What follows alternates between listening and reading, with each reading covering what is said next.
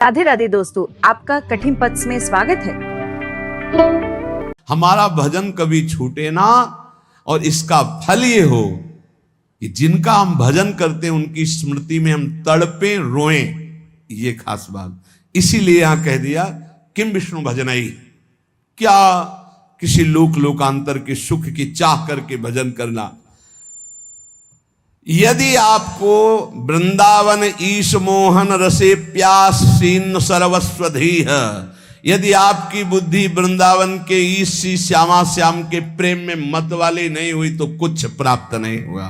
जीवन का सार भगवत प्रेम, क्योंकि प्रेमी महापुरुष है। भगवत प्रेम, तत्वबोध भी आत्म प्रेम है, उसमें मुझे कोई संशय नहीं। तत्व ज्ञान और तत्व बोध होना बड़ा अंतर है। जैसे हलवा बनाने का ज्ञान हो जाना और हलवा बना करके खा लेना, इतना अंतर है। तत्व ज्ञान हलवा बनाने का ज्ञान हो जाना और तत्वबोध हलवा बनाकर खाकर उसका स्वाद ले लिया, वो तत्वबोध। श्री भरथरी जी महाराज कहते हैं कि मुझे लगा था कि मैं बहुत ज्ञानी हूं। संतों के वचन बहुत अमृत में होते हैं।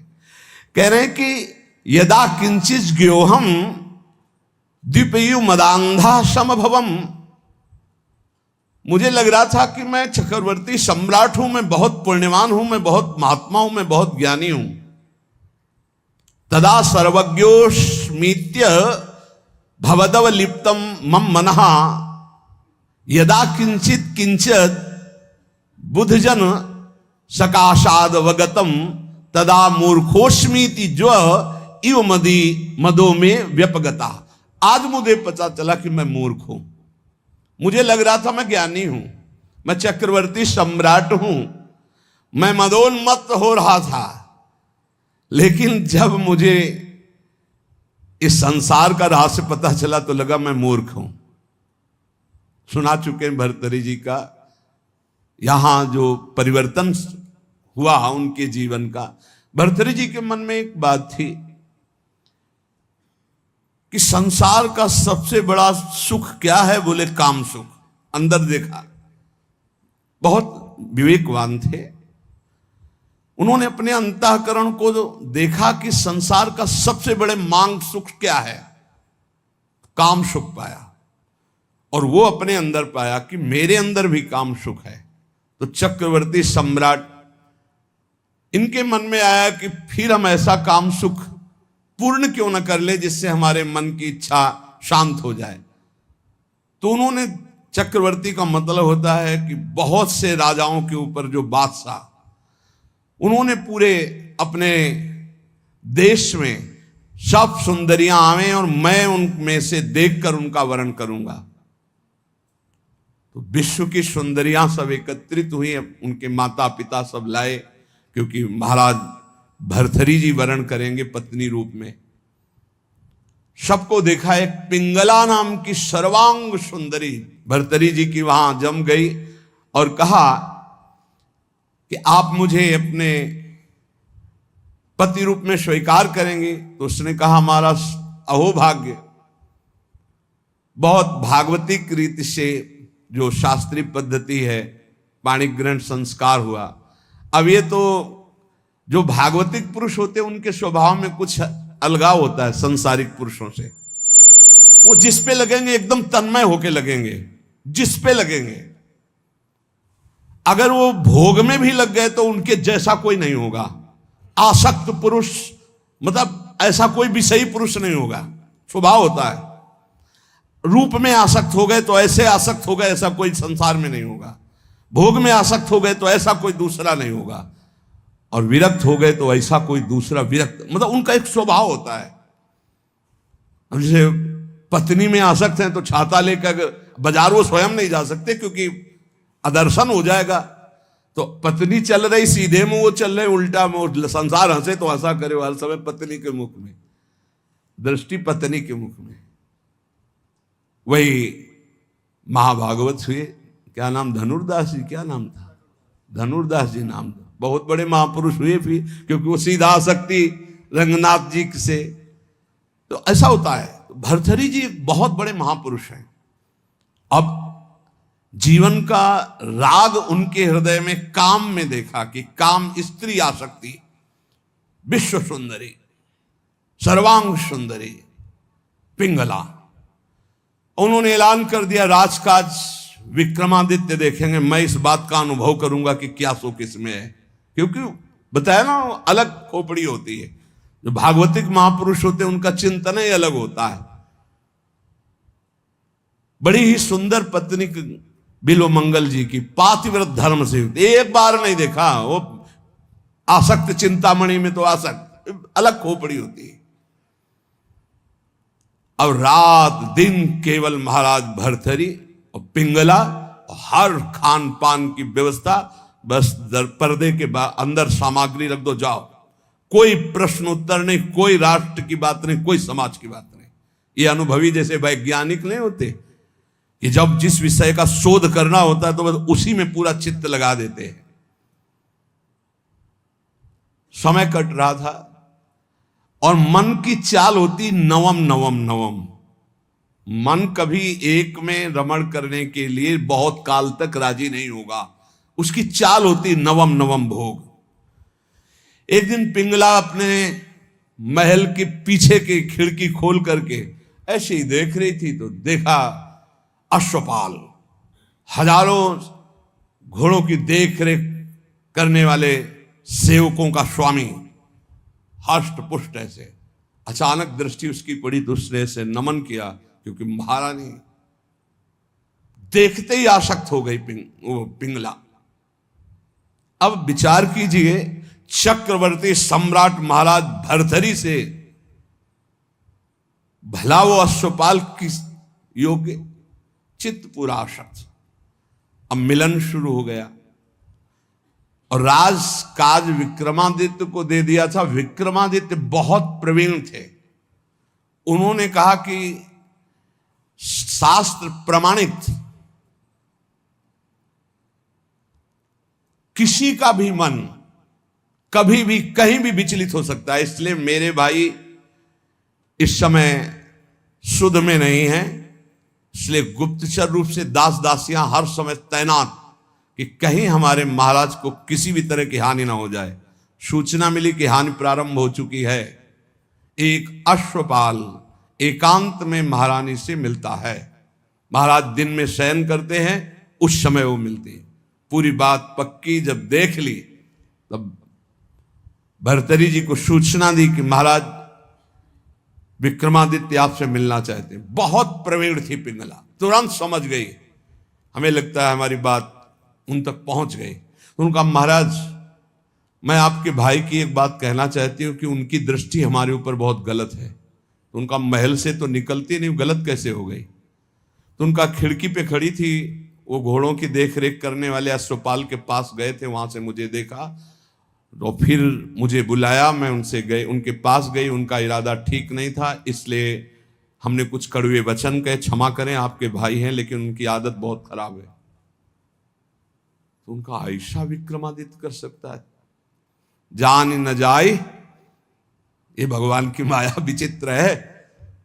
विक्रमादित्य बोले भ्राताश्री आपके साथ छल हो रहा है। बोले हाँ मुझे पता है छल हो रहा है, तुम्हारे जैसा नीच भाई होगा तो छल क्यों? यही बताने आए हो ना कि पिंगला आचरणहीन है। भाई आपको पता है? बोले पता है हमें कि तू आचरणहीन है। मेरा आदेश है कि ऐसे भाई को नगर से निष्कासित कर दिया जाए, कभी हमारे नगर में मुंह मत दिखाना। इतने आसक्त थे पिंगला पे भर्तरी जी महाराज।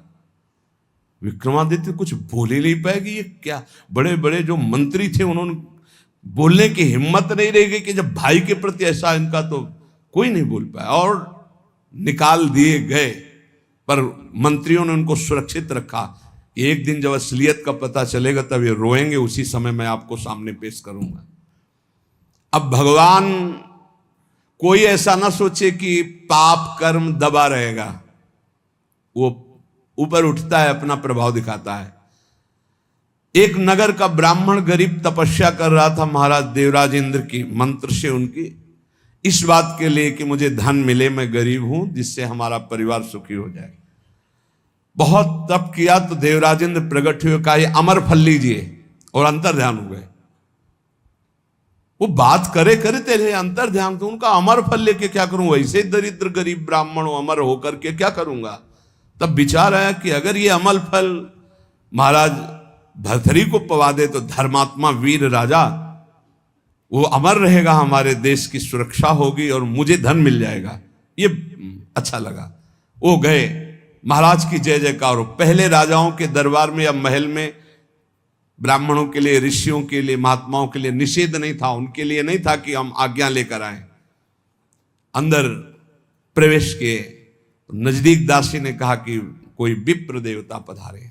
उठकर प्रणाम किया, कैसे आगमन हुआ, आज्ञा कीजिए। उनका प्रभु मुझे ये तपस्या के द्वारा अमर फल मिला है और ये मैं आपको पवाना चाहता हूं, इसके बदले में धन चाहता हूं। आदेश कर दिया जितना इनको धन चाहिए दे दिया जाए। अमर फल लिया और विचार किया मैं खा के क्या करूंगा अमर होके, क्योंकि मेरी आसक्ति तो पिंगला पे है। पिंगला से कहा तुम अमर फल खा लो, जब तक मैं जीवित रहूंगा तब तक तुम्हें देखता रहूंगा। पिंगला ने कहा ऐसे थोड़ी अमर फल खाया जाता है, स्नान करके मंत्रानुष्ठान करके लाओ हमें। तो उनका नहीं, पालो मेरे सामने। बोले तो इतना विश्वास नहीं है। अब बस प्यार में तो दम होती है, नहीं विश्वास पक्का है तो फिर आप निश्चिंत रहिए।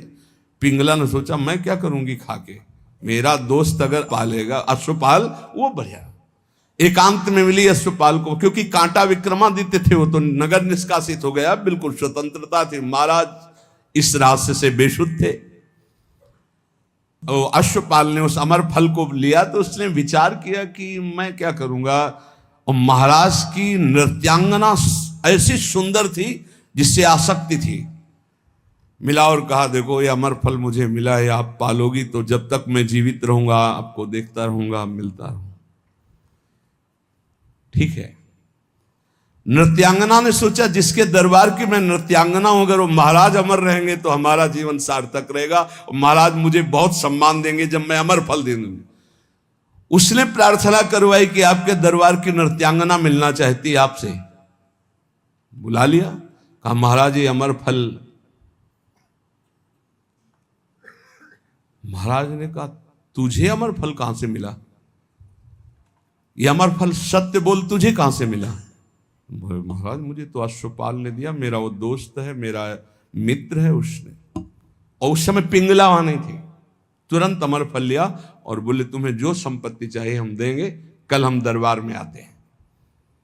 दरबार में गए, सब सभा एकत्रित, वर्षों के बाद आज दरबार में आए थे। तब उन्होंने कहा बुलाया जाए जिसको अश्व पर जो घोड़ों की सेवा में आया। सत्य बोला तो तुझे माफ कर देंगे। बोल इस फल को पहचानता है? हाँ सर, ये अमर फल है। तुझे कैसे मिला? सत्य बोलना, अगर झूठ बोला तो उनका अगर हमारे प्राण माफ किए जाएं तो बिल्कुल सभा में कहता हूं कोई दंड नहीं मिलेगा। उनका महारानी पिंगला ने दिया है। ठीक है, जाओ बुलाओ पिंगला। अब वो तो सज धज के आ रही थी कि आज दरबार में पार्श्व में विराजमान होंगी सिंहासन। गए कटघरे में खड़ी हो करो, और तलवार निकाला और कहा देखो मेरे देश के विप्र ने तपस्या की थी, अमर फल दिया था, इनको पवाया था, ये अमर है और मैं काटूंगा, ये मरेगी नहीं। ये अरे महाराज क्यों, क्या तुझे अमर फल पर विश्वास नहीं? सर झुका दे। कहां है वो अमर फल? सत्य बोल तो तुझे माफ करो। बोले अश्वपाल को दिया था। क्या मेरे से श्रेष्ठ है अश्वपाल? मैं चक्रवर्ती सम्राट भरथरी तेरे योग्य नहीं रहा? धिक्कार है ऐसी बात। तभी कह रहे यदा किंचित व्योहम द्विपयु मदांधा संभवम। मैं मदांध हो गया था, अपने को ज्ञानी समझता था, अपने को बलवान समझता था, अपने को राजा समझता। उसी समय भरथरी जिनका धिक्कार है। मैं चक्रवर्ती सम्राट, मुझसे पिंगला तृप्त नहीं, पिंगला से अश्वपाल तृप्त नहीं, अश्वपाल वैश्या से प्रेम करता। धिक्कार है, कहां प्यार है, कहां अपनापन है। और मुकुट उतार के रखा और कहा कि आज अगर विक्रमादित्य होते तो मुझे ये चिंता नहीं होती कि मेरे राज्य का क्या होगा। तब मंत्रियों ने कहा आप महाराज निश्चिंत रहें, व्यवस्था पूरी, विक्रमादित्य सुरक्षित है। तो उनको यहां विराजमान करो, मैं एक क्षण भी ऐसे प्रपंच में नहीं टिकूंगा। महावैराग्यवान होकर भर्तरी जी के श्लोक बैरागियों के अमृत है। वो कह रहे हैं कि मैं बिल्कुल अज्ञानी था, मदोन्मत्त मदांध था। उस समय मेरा मन यही सोच रहा था कि मुझे बहुत ज्ञान है, मैं बहुत प्रवीण हूं। लेकिन आज जब भगवान शंकर की कृपा से ज्ञान हुआ, तब मुझे लग रहा है कि मैं घोर अज्ञानी, घोर विषयी मदांध था। मेरा अहंकार दूर हो गया कि मुझे ज्ञान था। आज असली ज्ञान हुआ मुझे। भर्तरी जी कह रहे, एषाम न विद्या न तपो न दानम ज्ञानम न शीलम न गुणो न धर्मा ते मर्तुलोके भुवि भार भूता मनुष्य रूपेण मृगाश्चरन्ति। जिनमें ना भागवतिक विद्या है, ना भगवत तत्व का ज्ञान है, न शील है, न गुण है, न भागवतिक धर्म है, तो मृत्यु लोक में पृथ्वी में भार बने हुए मनुष्य रूप में वो पशु हैं साक्षात। ना भजन है, न धर्म है, न राष्ट्र सेवा, न भगवत सेवा, न समाज सेवा, बोले पशु हैं साक्षात। मनुष्य रूपेण मृगाश्चरन्ति, रूप तो मनुष्य का है लेकिन पशु है, राक्षसी भाव है। जाड्यम धियो हरति सिंचति वाच सत्यम मानोन्नतिम दिशति पापमपा करोति चेतः प्रसादयति दिक्षु तनोति कीर्तिम सत्संगति कथय किम न करोति पुंसाम। यदि संत पुरुषों का संग मिल जाए तो किसका नहीं उपकार हो जाएगा, अर्थात किसका नहीं मंगल हो जाएगा, अर्थात सबका हो जाएगा। क्योंकि संत पुरुषों के संग से बुद्धि की मूर्खता का अपहरण होता है, जड़ता का अपहरण होता है। सत्संग से वाणी में सत्य का संचार होता है। सत्संग से सबको सम्मान देना आता है। सत्संग पाप को दूर करता है। सत्संग चित्त को आह्लादित करता है, क्योंकि चित्त से वो प्रभु का चिंतन करता है और समस्त दिशाओं में कीर्ति फैल जाती है सत्संगी महापुरुष की। इसलिए धन्य है जिसको सत्संग प्राप्त हो गया। भोगा न भुक्ता वयमेव भुक्तास तपो न तप्तम वयमेव तप्ताः कालो न यातो वयमेव यातास तृष्णा न जीर्णा वयमेव जीर्णा। हमने भोगों को नहीं भोगा, भोगों ने हमको भोग लिया, किसी काम का नहीं रखा। तप नहीं किया, तप्त होते रहे, जलते रहे। काल व्यतीत नहीं हुआ, हमारा जीवन व्यतीत हो गया। तृष्णा नहीं मरी, हम जीर्ण हो गए, वही भोग वासना। इसलिए भक्तिर्भवे मरण जन्म भयम हृदिस्थम स्नेहो न बंधुस न मन्मथला विकारा संसर्ग दोष रहिता विजना वनांता वैराग्य मस्तिकिमतः परमर्थ नियम। सबके आदि कारण भगवान का भजन करो, मान लो मेरी बात, वही तुम्हारे हृदय से जन्म मृत्यु का चक्र मिटा देंगे। यहां कोई तुमसे प्यार नहीं करता, भर्तरी जी कह रहे, उनका अनुभव। ना कोई तुम्हारा यहाँ भाई है, न बंधु है, न कुटुंबी है, न पत्नी है, न पुत्र है। केवल माया ममता का विकार रचकर तुम्हें भगवत प्राप्ति से विमुख करने का नाटक कर रही है। हृदय में एक काम विकार का अभाव कर दो, कुछ नहीं है इसमें, केवल माया नाटक के द्वारा समय नष्ट कर रही है। कामिनी के कमनी कलेवर को देखकर जिसका मन आसक्त हो गया वो क्या करेगा। ये संसारिक लोग केवल शरीर संसर्ग जनित सुख में ही अपने जीवन को नष्ट कर देते हैं, वो परमात्म सुख को नहीं जानते। ये शरीर कोई अपना थोड़ी है, इसमें कोई सुख है। बहुत विचित्र है, प्रवचन कर लेना सरल है, सुन लेना सरल है, आसक्ति हटाना कठिन है। शरीर अविद्या है, केवल अविद्या। ये जो आप देख रहे हो, अविद्या का भोग ही एक लक्ष्य बना हुआ शरीरधारियों में। परम विद्या भगवान के आनंद की हमारे अंदर मांग है, इसलिए हर भोग के बाद हमें घृणा हो जाती कि यार शायद इसमें सुख नहीं। शायद इसमें सुख हो, इसमें सुख नहीं। पूरा जन्म जन्मांतर व्यतीत होते गए, आज तक नहीं वो मिला सुख, क्योंकि हमारे अंदर जो मांग है वो परमात्म सुख है। परमात्म सुख प्राप्त करने के लिए मानव जन्म मिला है। इसीलिए श्री भर्तरी जी कह रहे हैं, अगर सुख है तो राग रहित होकर वैराग्य में सुख है। जब तक शरीर स्वस्थ है तब तक भगवत प्राप्ति का उपाय कर लो, नहीं धोखा हो जाएगा। यावत् स्वस्थमिदं कलेवर गृहम यावच्च दूरे जरा यावच्चेन्द्रिय शक्तिर प्रतिहता यावच्छयो नायुषः आत्मश्रेयसि तावदेव विदुषा कार्यः प्रयत्नो महान प्रोद्दीप्ते भवने च कूप खननम प्रत्युद्यमः कीदृशः। भर्तरी जी महाराज कह रहे, जब तक तुम्हारा शरीर जवान है, स्वस्थ है, आप भजन कर लो। बुढ़ापा में भजन नहीं कर पाओगे। बुढ़ापे में भजन नहीं होता, प्रपंच होता है। प्रपंच जीवन भर प्रपंच किया है तो बुढ़ापे में प्रपंच ही। बूढ़े तोता को कुछ नई चीज नहीं सिखा सकते। एक लाया गया था तोता, तो जैसे को राधा, तो राधा नहीं बोलेगा। उसको जो सिखाया गया था वो बूढ़ा तोता उतना ही बोलता था बस। जैसे मिट्ठू तो कहेगा मिट्ठू, राधा नहीं बोलेगा, क्योंकि सिखाया नहीं गया ना। ये प्रपंच सीखे हुए हैं मन बुद्धि पूरे जीवन। अब उनको बुढ़ापा में कहो राधा, तो बुढ़ापा में राधा थोड़ी बोलेंगे। देख लो जब बूढ़े बैठे हो, देखना ये बात अच्छे से समझ लो। बूढ़ा तोता राम राम नहीं रटता, राधा राधा नहीं रटता।